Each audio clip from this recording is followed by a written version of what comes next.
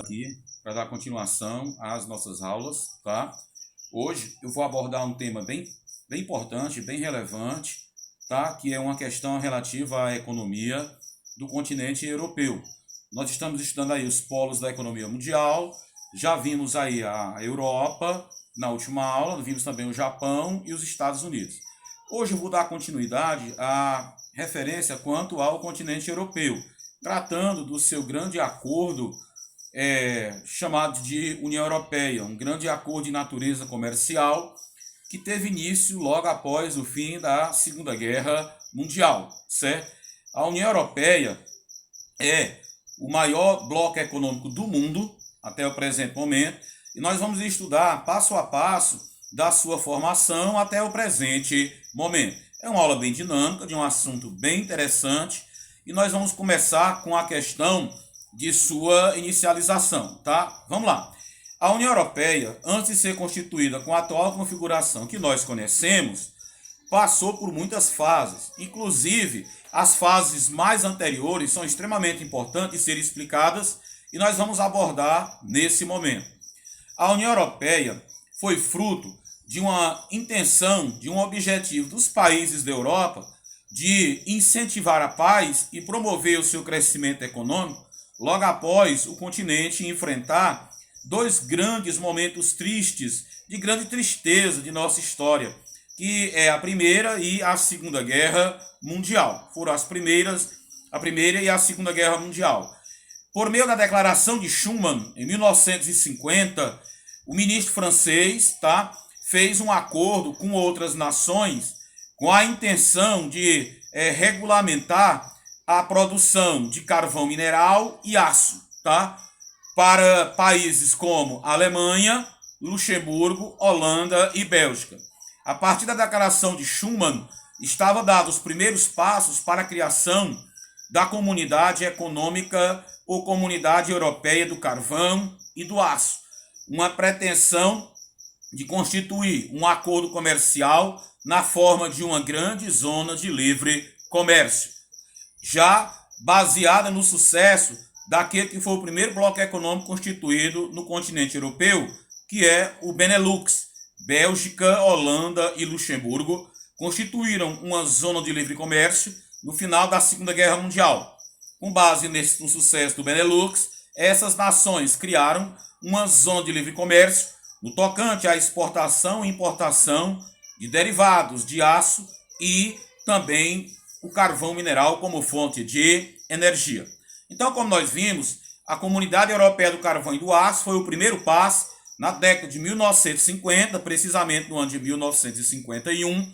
Ela foi assinada por um documento chamado Tratado de Paris. Na SECA estavam a Alemanha Ocidental, estava França, Itália, Bélgica, Holanda e Luxemburgo. Esse mega acordo comercial, na condição de uma ZLC, foi extinto no ano de 2002, ano em que entrou em vigor a União Econômica e Monetária dentro da União Europeia, instituída de uma vez por todas a moeda única, o euro. Com o sucesso da SECA, a interação foi se prolongando e outros países foram mostrando interesse. A SECA vai se fortalecer, evoluindo da condição de uma zona de livre comércio para aquilo que nós chamamos já de um mercado comum por meio do Tratado de Roma. O mercado comum já é uma terceira fase, onde já se passou pela união aduaneira, que é a adoção de uma tarifa ou imposto padrão, ao negociar com um país não membro do bloco. A SECA, por meio do Tratado de Roma, também na década de 50, no ano de 1957, vai instituir o chamado Mercado Comum Europeu, porque sai da condição de zona de livre comércio para a condição de um mercado comum, onde já é permitida a livre circulação de pessoas. No novo modelo, permaneciam os mesmos países fundadores da SECA, os 6 que eu me referi agora há pouco. Então, o documento chamado Tratado de Roma criava a Comunidade Econômica Europeia, popularmente chamada de Mercado Comum Europeu, porque por causa da fase de permissão de livre circulação de pessoas. Pois bem, o sucesso foi tamanho que, a partir do Tratado de Roma, outras nações foram aderindo ao bloco econômico, que foi se expandindo, aumentando cada vez mais a relação de mercadorias que passavam a ser exportadas e importadas, ou seja, nas trocas comerciais entre os países membros, com as tarifas alfandegárias reduzidas ou eliminadas. A partir daí, o mundo passou a ver a Europa como um novo centro de poder e de influência global, apesar de, nesse período, estarmos vivendo a chamada Guerra Fria, a ordem bipolar. Lembrando que, nesse período, a União Europeia ainda não tinha essa denominação, nem a fase atual. Isso só vai acontecer na década de 1990. Mas era uma das áreas mais importantes no setor econômico e político do mundo. Isso na década de 1950, tá? Somente em 1991 e entrando em vigor em 1992, após o fim da União Soviética, após o fim da ordem bipolar, na cidade holandesa de Maastricht, um documento com esse nome foi assinado, o Tratado de Maastricht, onde surgira a União Europeia, sendo que, a partir desse momento, se tornava não mais apenas um mercado comum, mas evoluía para uma união econômica e monetária. Quer dizer que futuramente seria adotada uma moeda única e uma política econômica comandada por um banco central, localizado na cidade de Frankfurt, na Alemanha, o maior centro financeiro da Europa. Seguidamente, países e mais países foram aderindo ao bloco, até atualmente contar com 27 países daquele que é conhecido como o Velho Continente. Entre os objetivos do Tratado de Maastricht, tinha aí a questão de promover o desenvolvimento social, a interação econômica, instituir uma política por meio de um só parlamento, que hoje se encontra na cidade de Bruxelas, tá?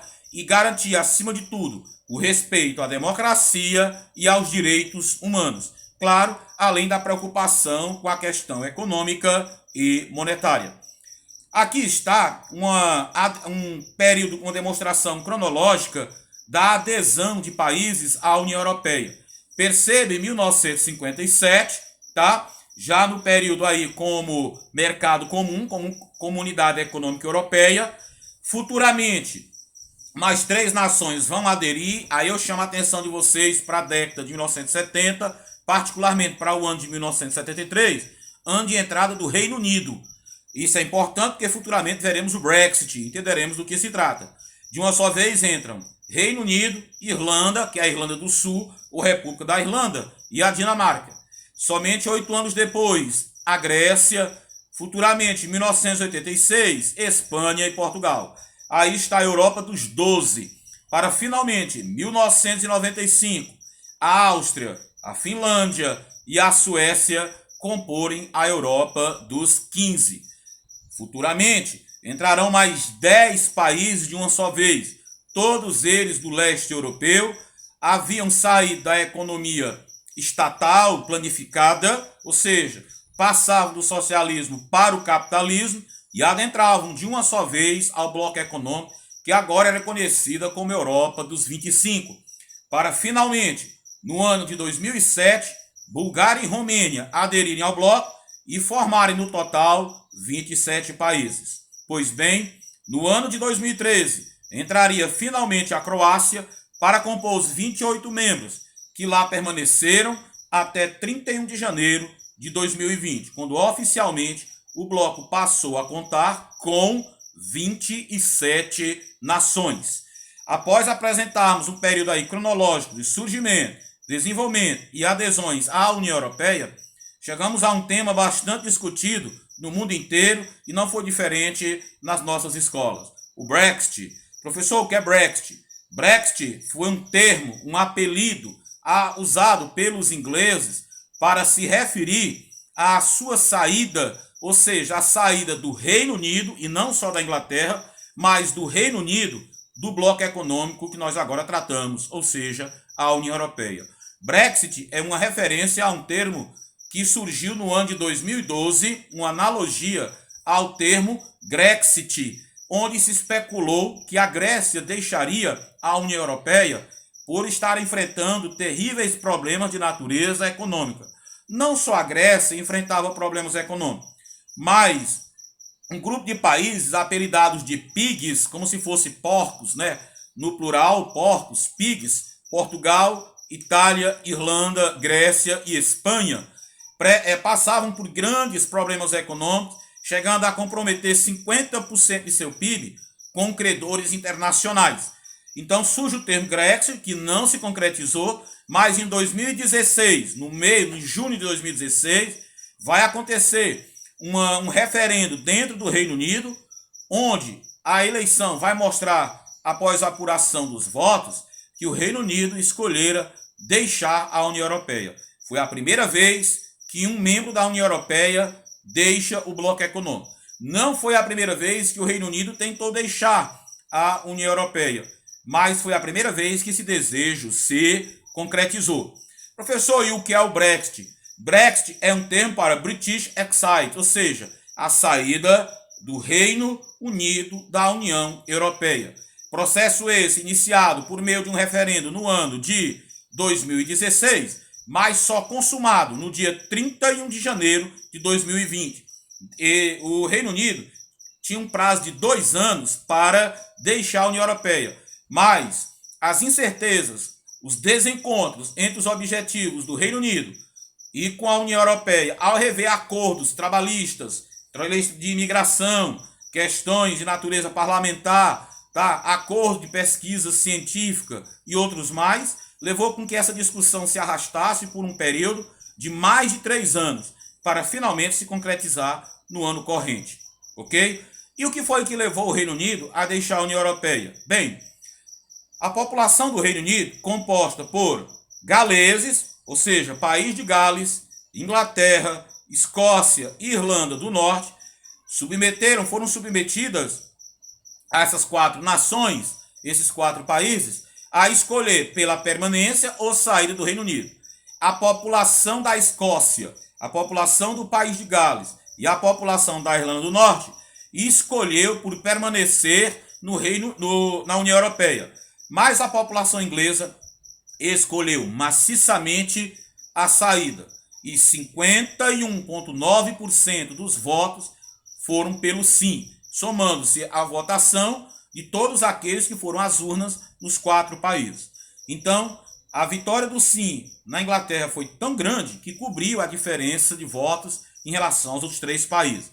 Estava decidido, então, que o Reino Unido não seria mais membro da União Europeia. Faltava o parlamento inglês homologar, ou seja, autorizar a decisão do povo, e isso veio a acontecer, mas a longas penas. E o que causou isso? Bem, a população do Reino Unido, em particular os ingleses, estavam descontentes, principalmente com essas 3 causas. A política de imigração da União Europeia, segundo os ingleses, estava muito deficitária, estava em desacordo com o querer dos ingleses, pois era grande a quantidade de imigrantes que estavam entrando na União Europeia, o que desagradava os ingleses. Os altos gastos que a Inglaterra tinha, ou o Reino Unido, com a manutenção da União Europeia, algo em torno de 7,8 bilhões de libras esterlinas eram repassadas, ou seja, quase 8 bilhões de libras esterlinas eram mandadas isso anualmente, para Bruxelas, onde está a sede da União Europeia, para a manutenção daquele bloco. Era o 3º país que mais doava. O primeiro, Alemanha, segundo, França, terceiro, o Reino Unido. Outra coisa, havia um descontentamento dos ingleses quanto à soberania. Segundo eles, os interesses do povo inglês estavam sendo colocados em segundo plano quanto à aplicação de leis elaboradas pelo Parlamento de Bruxelas, o Parlamento da União Europeia, que descontentava os ingleses. Diante disso, ocorre essa votação pelo sim, pela saída do bloco econômico, tá? Bem, isso não foi imediato. Para conseguir essa votação, o Reino Unido se baseou no artigo 50 do Tratado de Lisboa, que dá a qualquer membro da União Europeia o direito de escolher, por meio de votação popular, permanecer ou sair do bloco. E os ingleses ativaram esse preceito legal para a realização do referendo. Repito, 51,9% escolheu pelo sim. E quem votou a favor? Conservadores. Quem pediu o Brexit foi o Partido Conservador. Então, a população conservadora, a população mais velha, tá? A questão dos empresários, todos eles partidos de extrema-direita escolheram por deixar o bloco econômico e votar pelo sim. Isso levou a essa votação maciça. A partir daí, tinha-se início uma série de negociações, onde o Conselho Europeu aceitou o resultado do Brexit e passou para o Parlamento analisar isso lá no Reino Unido, como essa saída se daria. Poderia ser de três formas. Uma saída abrupta, ou seja, sem renegociar os acordos do Reino Unido em relação aos negócios já fechados com a União Europeia. Podia ser por meio de que isso é o chamado hard Brexit, o Brexit duro, sair sem renegociar nada, quebrar literalmente todos os acordos. Poderia ter o soft Brexit, que era a saída por meio de um Brexit suave, de uma negociação, ou encontrar uma terceira maneira que fosse o meio mais viável, que servisse as duas partes, tá? Então, transcorreu esse período até que finalmente se chegasse o acordo que nós temos hoje em relação a essas duas nacionalidades. Aqui eu coloquei para vocês um slide onde a parte vermelho, tá, foi aquele que escolheu pela saída, e a parte de cor azul, onde a maioria da população escolheu por permanecer dentro da União Europeia. Bem, o problema foi encontrar um acordo que satisfizesse as duas partes. Por causa do resultado do Brexit, o primeiro-ministro da Inglaterra, David Cameron, renunciou ao cargo. Ele, do Partido Trabalhista, não concordava com o resultado, tinha trabalhado pelo não, a favor do não, diante do resultado, renunciou. Em seu lugar, assumiu Theresa May, primeira-ministra, que após apresentar 3 propostas ao Parlamento Europeu e levar o acordo que havia celebrado com o Parlamento Europeu para ser analisado pelo Parlamento inglês, acabou sendo derrotada nas votações e renunciou ao cargo, sendo sucedida por um membro do Partido Conservador daquele país, que é o Boris Johnson, tá? Que é inclusive o atual primeiro-ministro da Inglaterra, tá? O que é que vai mudar com essa saída? O que é que vai acontecer? Bem, o prazo foi negociado, o acordo foi negociado por Theresa May e não agradou as duas partes. O que era a proposta de Theresa May? Era, já que o Reino Unido estava fora da União Europeia, queria dizer que Irlanda do Norte, Inglaterra, País de Gales e Escócia também estavam fora da União Europeia. E agora, como vamos fazer quanto à entrada e saída de mercadoria do Reino Unido para a União Europeia? Theresa May apresentou uma proposta. A fronteira, a aduaneira, onde a mercadoria que saísse do Reino Unido para entrar na União Europeia e a mercadoria que viesse da União Europeia para entrar no Reino Unido seria fiscalizada, tá? Onde ela seria pesada, analisada, recolheria os tributos, seria fiscalizada e então liberada para entrar ou sair do Reino Unido em relação à União Europeia. Essa fronteira ficaria entre as duas Irlandas. Agora, por quê? A Irlanda do Norte, membro do Reino Unido, é claro, faz fronteira física com a Irlanda, que continua na União Europeia. Mas há um acordo lá na Inglaterra, assinado na cidade de Belfast, na sexta-feira da Semana Santa de 1999, o Acordo da Sexta-feira Santa, que acabou com 30 anos de guerra entre católicos e protestantes na Irlanda do Norte. Os ingleses temiam, isso o parlamento inglês, que colocar uma fronteira física justamente entre as duas Irlandas iria reacender os conflitos já apaziguados pelo acordo que eu agora citei. Então, havendo uma fronteira física entre as duas Irlandas, poderia reacender os problemas entre católicos e protestantes. E uma vez que no acordo que celebrou a paz e deu fim a essa guerra entre católico e protestante lá na Irlanda do Norte, diz que não pode haver nenhuma fronteira física entre as duas Irlandas, pois o trânsito de mercadorias e pessoas entre aqueles dois países é livre, é absolutamente livre.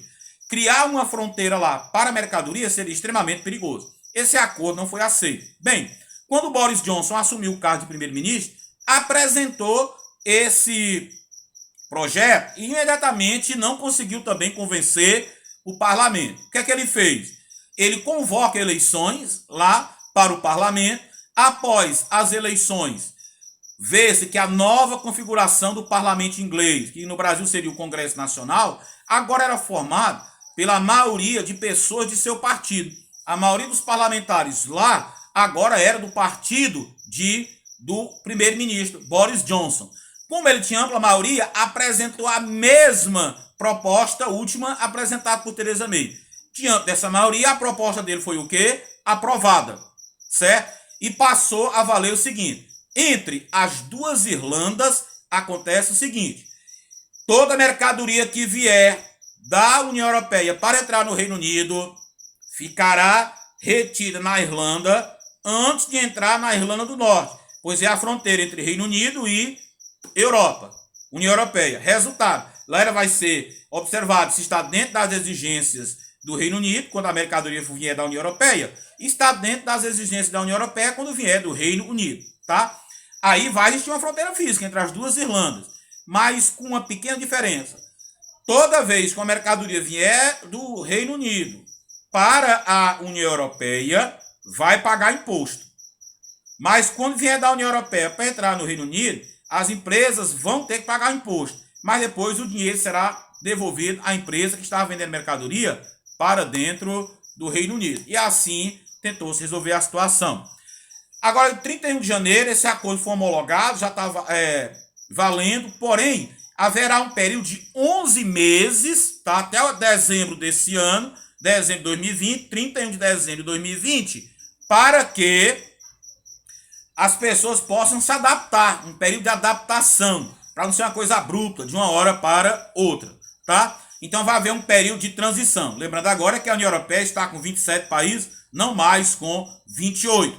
Haverá uma zona de transição de mercadoria entre aqueles países.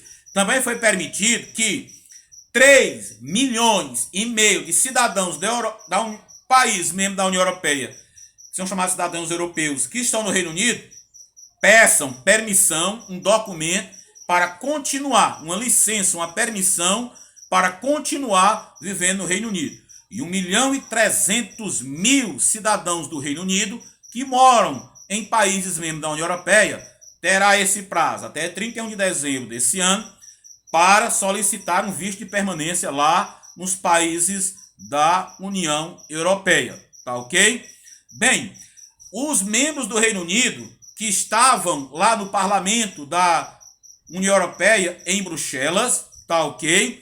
Esses representantes, eles vão continuar, tá? Mas sem poder de voto, sem poder se manifestar, apenas burocraticamente naquela casa, tá bom? É isso que foi previamente concordado, tá ok? Agora falta ver uma coisa quanto à livre circulação de pessoas. Até o final do ano, essa questão dos imigrantes também terá uma tolerância, mas até dezembro, a partir de dezembro desse ano, essa condição da livre circulação de pessoas vai acabar, tá ok? A União Europeia quer ditar as regras do novo acordo comercial entre as duas partes, tá ok? Mas o Reino Unido quer que as regras que passem a valer não sejam aquelas que a União Europeia quer implantar, mas aquelas que já existem, que foram criadas pela Organização Mundial do Comércio, tá bom? Você veja que a situação ainda tem esse impasse, tá? Com a saída do Reino Unido, ele vai ter que pagar uma indenização de 39 bilhões de libras esterlinas para a União Europeia por quebra de contratos comerciais. Realmente é um rio de dinheiro. Falta negociar como serão essas parcelas, como serão pagas e por quanto tempo, tá bem? Vai acabar a repassagem de dinheiro do Reino Unido para a manutenção das despesas da União Europeia e esse dinheiro agora será usado em benefício da população do Reino Unido, em hospitais, dinheiro a ser injetado na economia, universidades, infraestrutura, que era um dos quereres da população do Reino Unido, que pesou a favor do sim, tá? Então, quando o pagamento terminar no final de 2020, haverá uma diminuição muito grande, que esse pagamento terá que ser feito até dezembro desse ano, tá? E haverá uma redução muito grande na arrecadação da União Europeia quanto às suas finanças. Também terá uma redução da participação militar, tá? Soldados britânicos que faziam parte da segurança da União Europeia já não mais farão parte do seu efetivo militar, tá ok? O Reino Unido automaticamente deixa de fazer parte de instituições políticas, tá bom? Não tendo mais direito a voto, como citei agora há pouco. Durante o período de transição, continua contribuindo com o orçamento, mas somente até dezembro, tá bom? Desse ano. É importante essas mudanças. Aqui tem o controle que eu falei da entrada e saída de mercadorias.